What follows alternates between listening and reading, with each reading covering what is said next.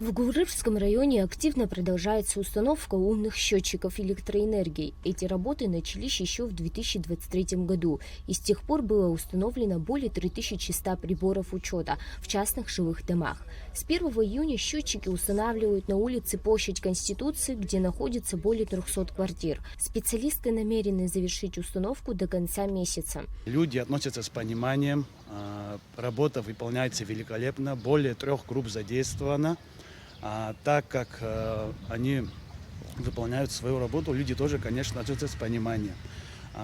К концу месяца надеемся, что уже будет работа окончена. Инспектор Гурьевского района Саид Ханагуа отметил, что с установкой счетчиков люди начинают осознавать необходимость оплаты за потребленную электроэнергию и активно интересуются своими долгами.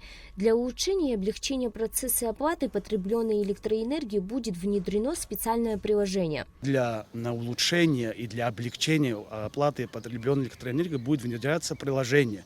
Надеемся, после того, как уже будет большинство охвачено этим прибором учета, приложение будет задействовано, и людям уже не надо будет ходить как раньше, мучаться, узнавать свои. Все будет. То есть дома можно будет узнавать свою задолженность, за сколько потребили, также контролировать свой расход и оплачивать электроэнергию. Установка электронных счетчиков ведется по всей республике. По распоряжению президента до конца года должно быть установлено 60 тысяч приборов учета.